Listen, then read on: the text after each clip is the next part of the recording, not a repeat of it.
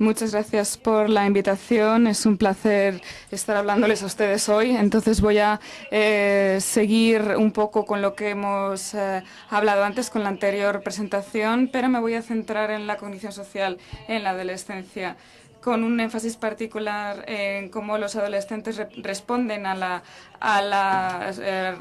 rechazo social o al ostracismo. Y lo vamos a discutir a través de un estudio que espero que complemente lo que hemos dicho hasta ahora.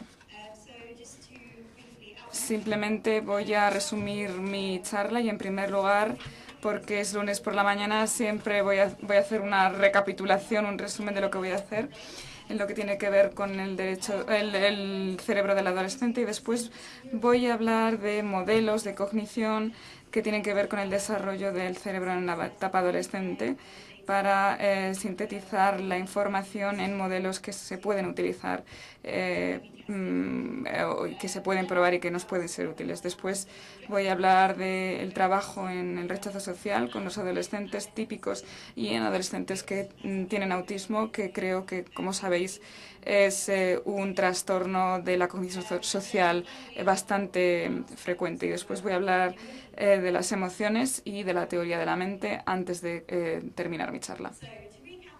Para resumir, durante la adolescencia es muy difícil definir la adolescencia. Esta es una definición que creo que es muy buena, que es un periodo de transición psicológica, física y social entre la infancia y la etapa adulta. Eh, es simplemente una combinación de cambios o de transiciones, pero el problema es que hay que definir un poco la definición, o sea, tener una definición más clara para entender lo que es la adolescencia. Pero en general creemos que los adolescentes tienen la adolescencia es cuando pasamos la etapa de la pubertad, con lo cual esta definición es muy simple o puede ser muy fácil, y queremos tener una definición más amplia, pues por ejemplo si hablamos de chicos y chicas. Pero es muy difícil, por otra parte, definir el final de la adolescencia. Y muchas de las definiciones que he encontrado son culturales. Así que, por ejemplo, la asunción de un papel adulto o algo así, que en Occidente, en la universidad, muchas veces sabemos que muchos de los adolescentes lo continúan siendo cuando tienen 20. O sea que las definiciones son muy difíciles. Yo empecé a hacer mi trabajo de investigación a los 20, es decir, al salir de la adolescencia. Por lo tanto, es un periodo difícil de definir, ¿no? Pero es una etapa de la vida.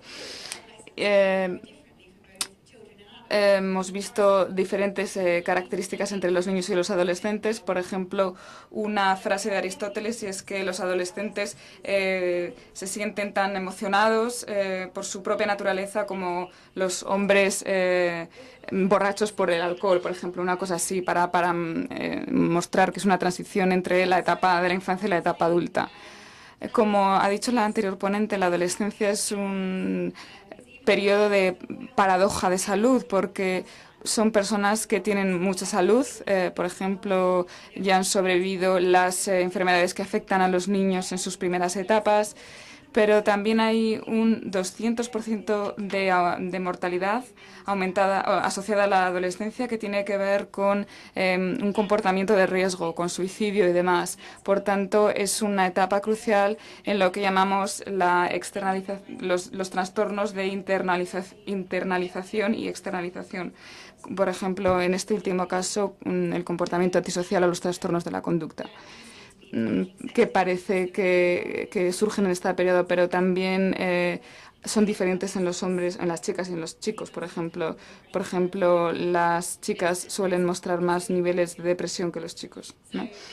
Es una de las razones por las que pienso que la adolescencia es una etapa fundamental y muy, muy importante en nuestro desarrollo. Entonces, no voy a hablar mucho del desarrollo del cerebro adolescente, pero os voy a mostrar este vídeo porque creo que ilustra uno de los cambios que ocurren.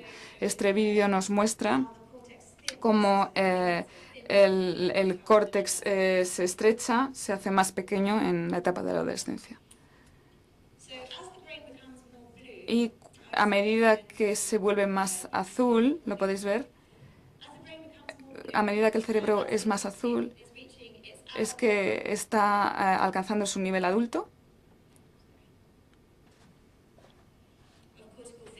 de espesor cortical. Y en primer lugar se puede ver en el vídeo de las edades entre los 4 y los 21 años, se puede ver que, que se refiere a toda la etapa, este periodo temporal de los 4 a los 21. La maduración ocurre en regiones específicas y el córtex temporal y el frontal son los últimos en volverse azules, es decir, en convertirse en adultos, son las zonas más sensibles que hemos localizado. Últimamente hemos desarrollado diferentes modelos que han intentado unir los cambios en el cerebro durante la adolescencia con cambios en el comportamiento. Por ejemplo, que toman comportamientos de riesgo, que tienen una actitud determinada cuando sus amigos están delante, es decir, dificultades a la hora de controlar sus emociones y otro tipo de comportamientos. Este es uno de los modelos más básicos que se preparó el año pasado y se llama el modelo del desajuste del desarrollo. Esta es la traducción. Tenemos la edad por un lado y el desarrollo funcional en el otro eje y podemos ver la línea roja que se refiere al desarrollo de las regiones límbicas, regiones que generalmente procesan las respuestas emocionales más básicas, como el miedo, por ejemplo, es una de ellas, y la recompensa. Y después vemos, bueno, de acuerdo con este modelo, vemos que estas regiones se desarrollan muy rápido durante la adolescencia, pero la corteza prefrontal, el desarrollo de la corteza prefrontal, que está involucrada en comportamientos más complicados, como el regular nuestras emociones o comprender la cognición, se desarrolla de forma más tardía y madura de una forma mucho más lenta. Y podemos ver este desajuste, esta diferencia entre el desarrollo de las dos regiones durante la adolescencia. Esto es una predicción empírica de hay actividad en las regiones límbicas que es mucho mayor durante la adolescencia, porque digamos que la corteza prefrontal llega a un límite máximo que está unido con las emociones o con la regulación de las emociones. Y esto es lo que se ha descrito, como ir en coche con los frenos rotos, o algo así. Este desajuste. Este modelo es mucho más complicado, pero la idea es similar. Se llama la red de procesamiento de información social, es el nombre del modelo. Este modelo nos dice que la cognición social o la respuesta emocional tiene generalmente 3 sistemas neuronales que están implicados en el procesamiento de la información. El primero es el nódulo de detección, aquí abajo, que se refiere a una parte básica, a una función muy básica del procesamiento, es decir, las partes de audición y visuales están involucradas, y después tenemos otras regiones que son muy importantes para la cognición social, por ejemplo, las áreas del cerebro que están involucradas en el reconocimiento de caras o cosas más visuales, que es el área fusiforme. Y después tenemos otras zonas que se utilizan para la detección de cosas más complejas, como las emociones o la detección de emociones, que es lo que llamamos el nódulo afectivo. Y de conformidad con este módulo, este nódulo de detección empieza a desarrollarse en la adolescencia, pero es importante los otros dos nódulos, el de la regulación cognitiva y el afectivo. Este último tiene que ver con regiones básicas como la amígdala, que participa a la hora de detectar el miedo en otras personas, el núcleus accumbens, por ejemplo,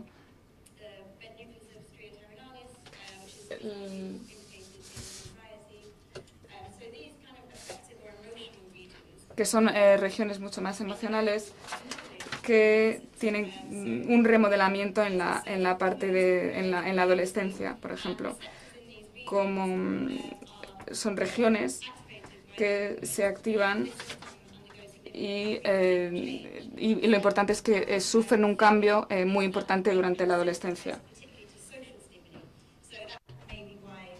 Por eso es posiblemente por lo que la gente ve en algunas cosas como recompensas en la adolescencia que no lo perciben así en la edad adulta. Igual que en el modelo anterior,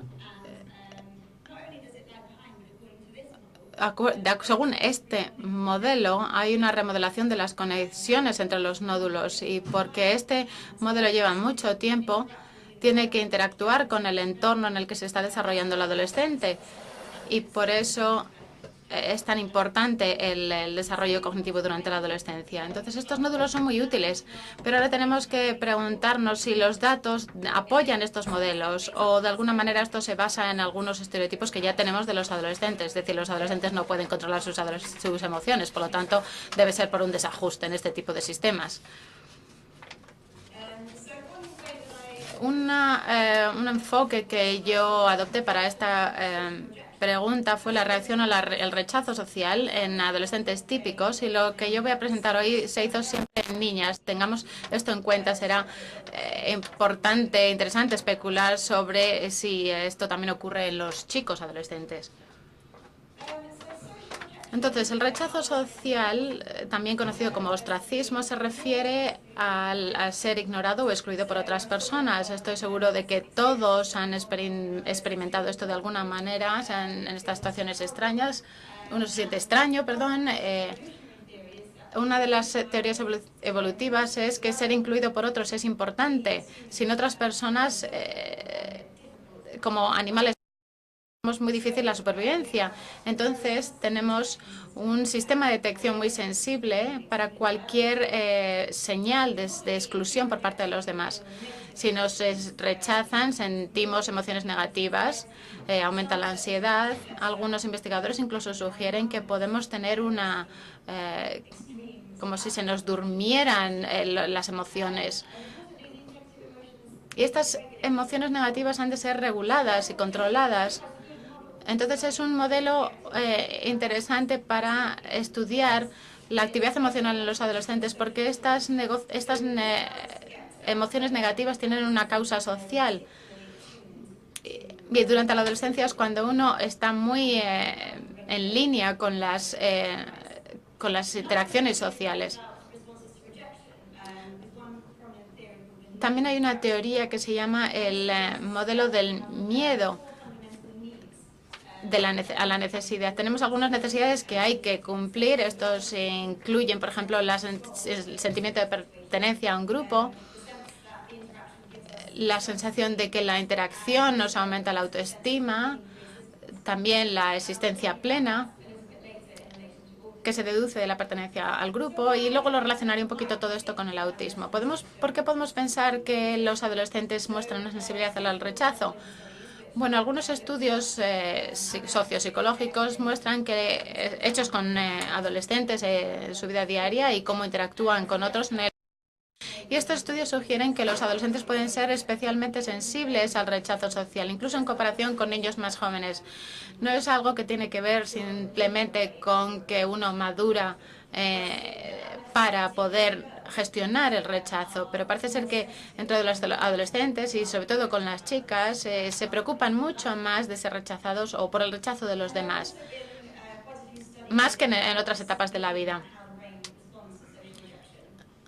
Analizando las respuestas del cerebro a este rechazo, vemos acción en el córtex prefrontal o en las regiones más anteriores, que están relacionadas más con el estrés, con el malestar. Como podéis recordar de la presentación previa, esto también se superpone con el desarrollo durante la adolescencia del cerebro. Tenemos una hipótesis que dice que posiblemente los adolescentes no lo suficientemente maduros para regular suficientemente rápido el estrés relacionado con el rechazo. Algunas de las preguntas que preguntamos sobre el rechazo a los adolescentes, en primer lugar, fue ¿podemos replicar?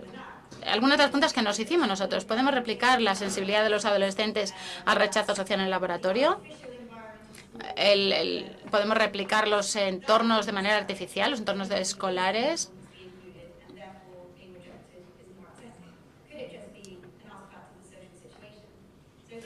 En primer lugar, entonces, hicimos un estudio conductual para ver si podíamos replicar esta sensibilidad al rechazo en el laboratorio.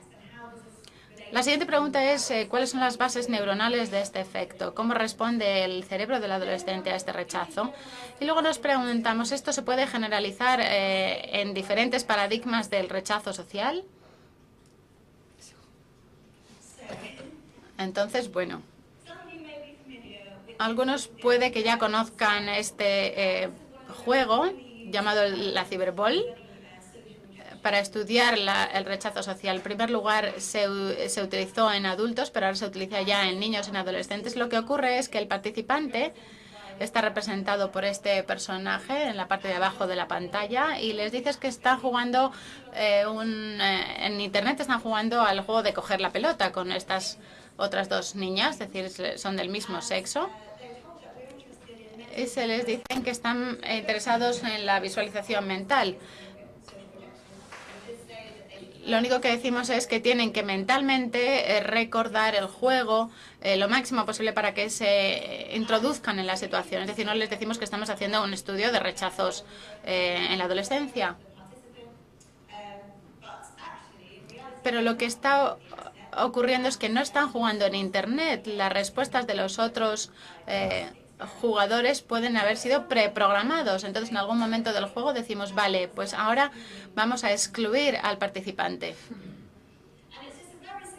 Y es un juego muy sencillo, pero es sorprendente lo efectivo que es a la hora de manifestar los sentimientos que una persona sufre en la vida cotidiana, cuando se ven fuera del grupo.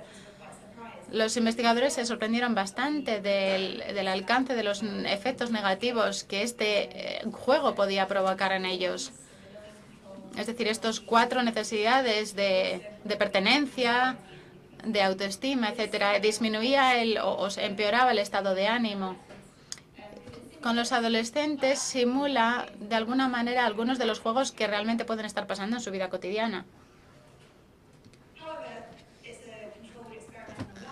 Sin embargo, es un paradigma controlado en el laboratorio, entonces no tenemos ningún factor como el entorno escolar, no tienen que ver a estos amigos todos los días que pueden tener repercusiones bastante importantes, el rechazo. 13. Tenemos estos grupos de adolescentes jóvenes en la parte media de la adolescencia y de la parte adulta, que podéis ver aquí los resultados.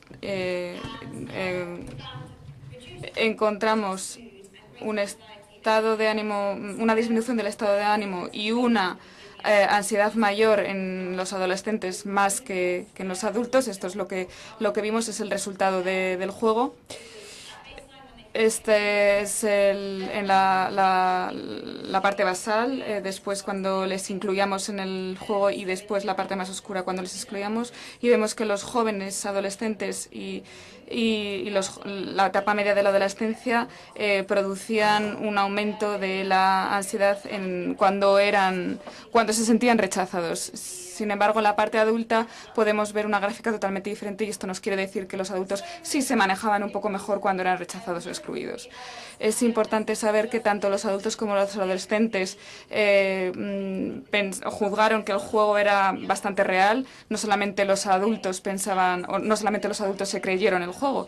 Ha habido bastantes bastantes estudios que nos dicen que con adultos en el tema del rechazo social y parece que este juego funciona, que este tipo de juegos funcionan y se los creen. Es importante saber que hay un aumento de la sensibilidad cuando hay un rechazo, sobre todo cuando las personas están fuera de un contexto familiar, cuando es un periodo de tiempo muy breve y cuando no tiene consecuencias que perduran en el tiempo.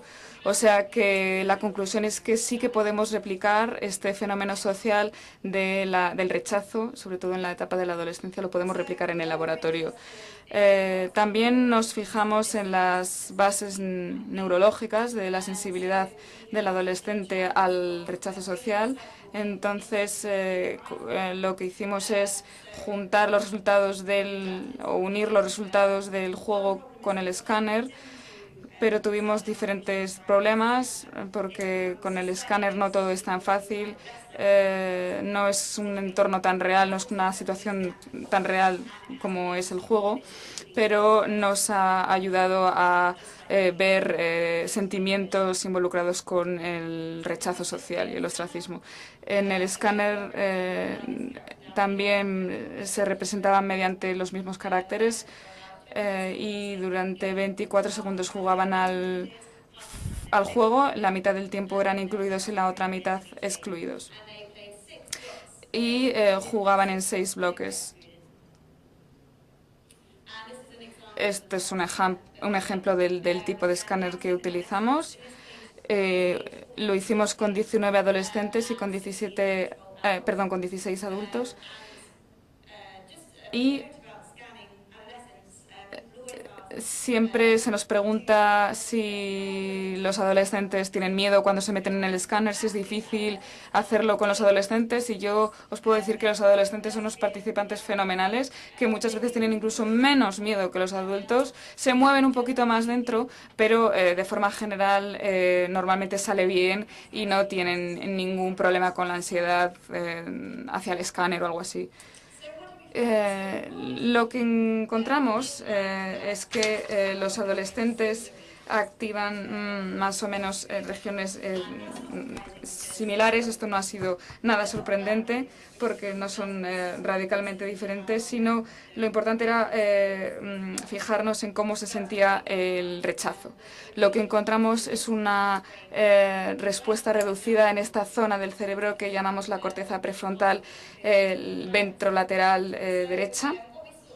Lo que observamos es que los adolescentes activan esta región de forma muy similar si los comparamos cuando son rechazados que cuando son incluidos, pero los adultos la activan más cuando sienten rechazo que cuando sienten aceptación. Esto es interesante porque es una de las regiones en las que nos hemos basado, porque en los estudios previos con esta región hemos visto que estaba implicada en la regulación del malestar que nos produce el rechazo. Es decir, cuanto más activación hay en esta región, hay menos sensación de malestar hacia el rechazo social. Esta es la interpretación. Pero es posible interpretar que la maduración continuada de regiones que están involucradas en la regulación de la emoción durante la adolescencia pueden contribuir a esta sensibilidad afectiva al rechazo y sobre todo al rechazo por parte de los iguales. Y en el caso, por ejemplo, del malestar que nos produce el rechazo, por supuesto. Y después nos preguntamos si estas bases neurológicas se generalizan con todos los paradigmas del rechazo social. Bueno, pues hemos visto algo que es muy explícito, que tiene que ver con la vida real, que muchas veces nos vemos o nos sentimos rechazados por otras personas, pero también estábamos interesados en el procesamiento de la información. No solamente una experiencia explícita, sino un procesamiento de la información más profundo. Si no estáis familiarizados con este tipo de estudios, os puedo decir que tenéis que se llama el paradigma de Stroop emocional, en el cual hay interferencias si la palabra amarilla se muestra en color gris, por ejemplo. La respuesta correcta puede ser verdad porque el resignificado de la palabra puede interferir con la capacidad para realizar el ejercicio. Entonces, esto es un ejercicio de control. Esto se parece porque el participante tiene que indicar en qué color está escrita la palabra. Y en un escáner utilizan la clave de la tecla para la respuesta acertada. Entonces, tienen todos los colores, pero la diferencia entre esto y el Stroop tradicional es que aquí las palabras tienen un significado emocional. Tenemos 3 condiciones. Aquí vemos la condición del rechazo. Entonces hay palabras asociadas con el rechazo social como víctima, idiota, soledad. Entonces son palabras socialmente negativas, digamos, pero por el contrario tenemos condiciones de aceptación que tenían palabras como valioso, amistad o amigos, compañero. Entonces son muy parecidas, pero positivas. Y también teníamos palabras neutrales como mesa, silla, y eran como una condición de control. Lo que vemos en el Stroop emocional es que el significado emocional de la palabra interfiere con la capacidad para hacer el ejercicio. La gente normalmente es más lenta para decir el color de la palabra cuando vemos palabras como soledad en comparación con palabras como silla. Normalmente esto es más fuerte en las palabras negativas en relación con las palabras positivas.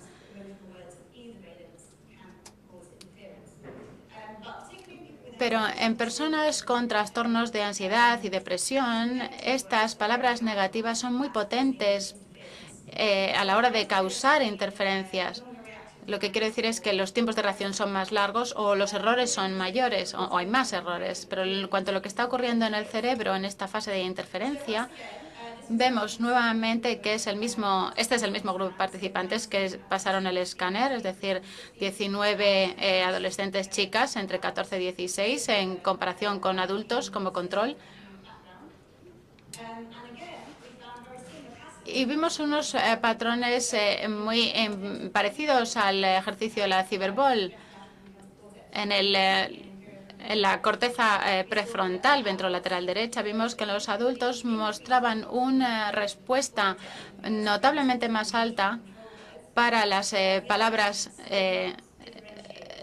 negativas en comparación con las neutrales, y los adolescentes no mostraban ninguna diferencia entre todos los tipos de palabras. Incluso teniendo en cuenta que este ejercicio es muy diferente, el mismo modelo activaba las mismas regiones del cerebro, sugiere que en 2 ejercicios que esta región cerebral puede no estar respondiendo de manera adecuada en los adolescentes. Como resumen hasta aquí, parece que la sensibilidad de los adolescentes al rechazo puede ser observada, se puede detectar en condiciones controladas en el laboratorio.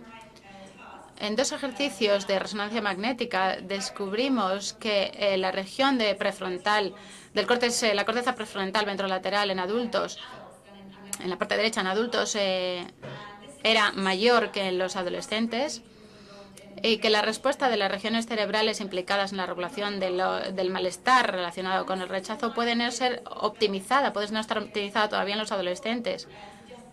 Y esto sugiere que posiblemente la corteza prefrontal está, retrasada y no responde de manera adecuada y lo suficientemente rápido durante la adolescencia.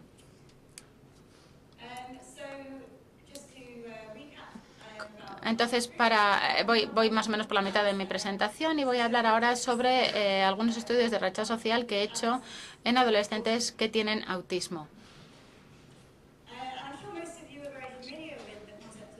Estoy seguro que muchos conocen ya el concepto del autismo, pero como resumen voy a decir que los rasgos del espectro autista están caracterizadas por discapacidades en la comunicación, en la interacción social, y comportamientos restrictivos o repetitivos, que siempre están repitiendo las mismas palabras o que tienen algunos intereses muy restringidos, como los juegos de mesa, etcétera, pero son muy, muy restringidos. Se conoce muy bien que este espectro está muy pobremente relacionado con la teoría de la mente y como consecuencia con dificultades en las interacciones sociales y en las habilidades sociales. Sin embargo, en lo que se ha hecho menos hincapié es que las personas con un espectro de alta funcionalidad normalmente tienen una ansiedad social y un deseo de establecer amistades. Esto es bastante triste porque es muy difícil para ellos crear estas relaciones sociales porque no conocen las sutilezas de las relaciones sociales a la hora de formar amistades. Entonces, a pesar de que este grupo normalmente sufre el rechazo social por sus habilidades sociales, la pobreza de sus habilidades sociales, normalmente es interesante estudiar cómo reaccionan a algunos escenarios comunes como el rechazo social. Nuevamente hicimos el mismo ejercicio de la Cyberball con adolescentes que tenían autismo y vimos cómo respondían para ver si respondían de la misma manera que los adolescentes con un desarrollo normal. En este caso estudiamos con participantes, eran 13 chicos con rasgos del espectro autista de alta funcionalidad y 13 controles.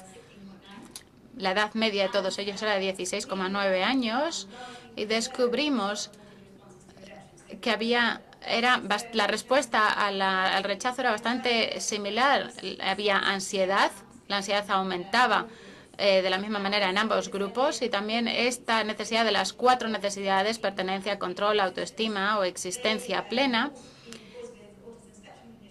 Los chicos con autismo también mostraban unas respuestas muy parecidas a los controles. Una de las medidas, por ejemplo, la asistencia plena, los participantes mostraban mayor intensidad a este respecto frente a los controles, posiblemente porque tenían una red social mayor. Esto apoya los informes que ya existían sobre la sensibilidad al rechazo a pesar de las discapacidades sociales, pero algunos estudios sugieren que hay diferentes procesos neuronales detrás de las respuestas las respuestas parecidas. La diferencia era en el estado de ánimo, porque los adolescentes con autismo no tenían el mismo estado de ánimo que el grupo de control. Es decir, que no se sentían más tristes o que tenían un estado de ánimo que no era el mismo que en el grupo de control, que es algo bastante lógico para este grupo de adolescentes del espectro con espectro autista. Hemos visto, por tanto, los resultados de este estudio y hemos visto también estudios que han averiguado puntos de vista parecidos a través de cuestionarios, pero un procesamiento neural o neurológico un poco diferente. Deberíamos de complementarlo con más investigación y deberíamos de saber por qué este procesamiento neurológico es diferente y lo deberíamos de hacer en el futuro. Pero en general, nuestros estudios nos dicen que el rechazo social es algo que deberíamos de tener en cuenta muy en serio en adolescentes y sobre todo en adolescentes con autismo, porque nos puede indicar un objetivo para las intervenciones, para intentar de evitarlo en la medida que sea posible si realmente vemos que afecta de manera negativa.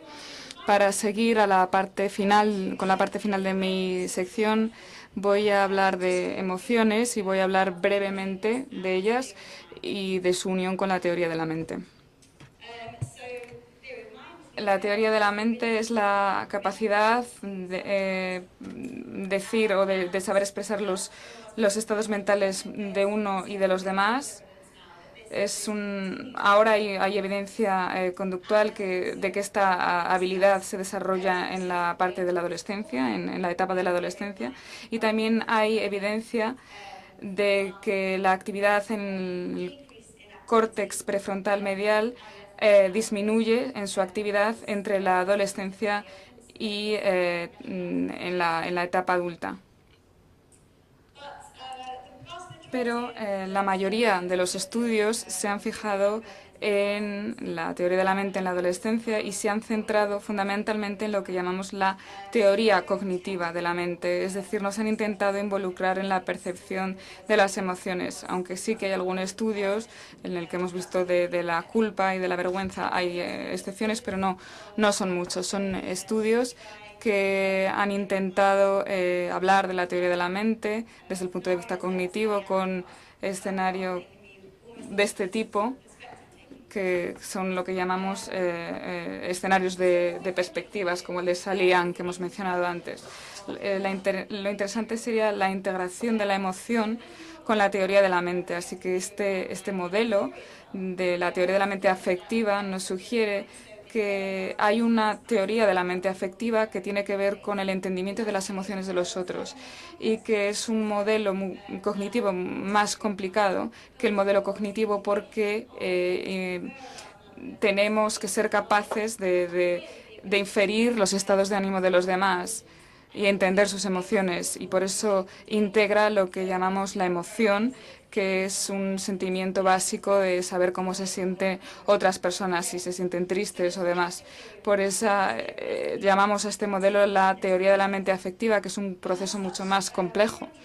Y nos interesó también saber cómo se desarrollaba en la adolescencia y saber cómo era el procesamiento emocional en esta etapa, qué pasaba en esta etapa, qué ocurría con este modelo de teoría de la mente afectiva en esta etapa. Desarrollamos esta actividad también con dibujos en la que teníamos 3 condiciones según esta condición afectiva de la teoría de la mente. En este caso, los participantes eran chicos, adolescentes entre 10 y 16. Y en primer lugar, les enseñamos esta condición de la teoría de la mente afectiva. Veían esto, 3 cuadros que nos mostraban una historia y ellos tenían que seleccionar la respuesta correcta o la respuesta más apropiada, porque era un poco ambigua. La mayoría de la gente utilizaba esta, que es que la respuesta correcta tiene que ver con el entendimiento de las emociones y las interacciones entre las personas. Después, como condición de control, utilizamos la teoría de la mente cognitiva, donde les volvíamos a mostrar 3 imágenes y tenían que elegir la respuesta más correcta. Y no nos sorprendimos en esta respuesta, porque aquí es es una condición muy típica, y es que la respuesta correcta tiene que ver con el entendimiento de las intenciones. Y después tenemos una condición de control mucho más básica, que es la que llamamos causalidad física, que tiene que ver con la causa y el efecto, pero que no tiene que ver con la inferencia de los estados de ánimo. Y aquí tenemos a 2 individuos y aquí hay que inferir lo que está ocurriendo físicamente, cuál es la respuesta correcta físicamente. En este caso, la respuesta correcta involucra un razonamiento de causa y efecto. Lo diferente aquí es el tipo de razonamiento. Es un razonamiento más físico, mucho más físico que cognitivo, que es lo que hemos visto anteriormente. También encontramos evidencias en los mismos estudios y se volvió a confirmar esta respuesta en el córtex ventrolateral prefrontal derecho en los adolescentes comparados con los adultos. Esta región, que es la que hemos estudiado, es una región mucho más ventral que las regiones típicamente involucradas en este tipo de tareas. Y esto nos muestra que hay evidencia de que esta región, córtex ventrolateral prefrontal derecha, está involucrada porque apoya la idea de que la teoría de la mente afectiva requiere la integración de la teoría de la mente cognitiva y la emoción. Por ejemplo, les costaba entender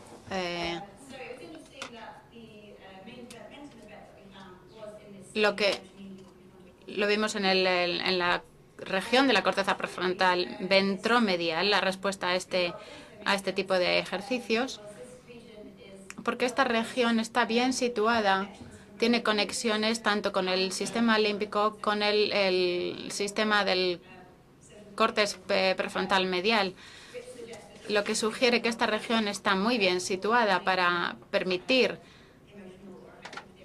la teoría de la mente emocional. También apoya la idea de que ha propuesto otros investigadores que proponen una integración de la animación y la teoría de la mente. Es una habilidad algo más compleja.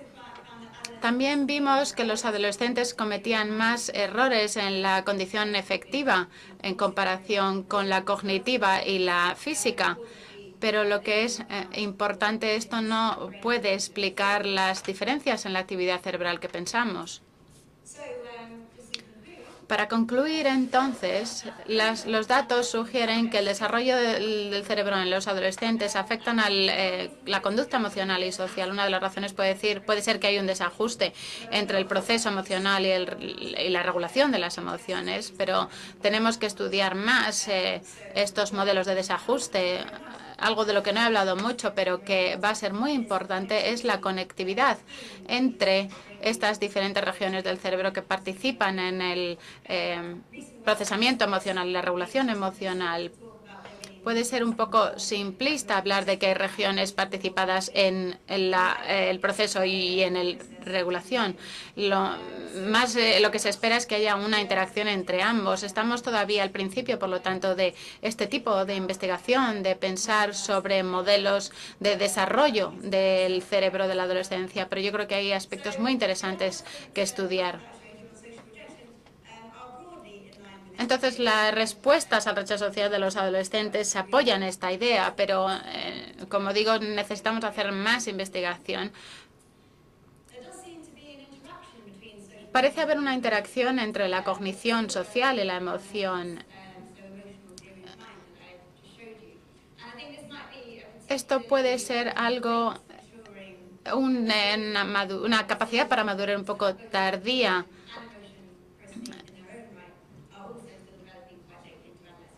Porque la cognición social y la emoción se están desarrollando bastante tarde en el adolescente, en las fases más tardías del adolescente. Entonces, los próximos pasos será mirar si podemos utilizar estos conocimientos para mejorar el bienestar de la adolescencia. La mayoría de los trastornos mentales aparecen en la adolescencia. Entonces, podemos aplicar estas investigaciones, estos resultados para mejorar la situación de estos adolescentes que corren riesgos de desarrollar algunos trastornos mentales durante la adolescencia. No tengo ninguna respuesta en este momento, pero es algo en lo que me gustaría reflexionar de cara al futuro. Muchas gracias.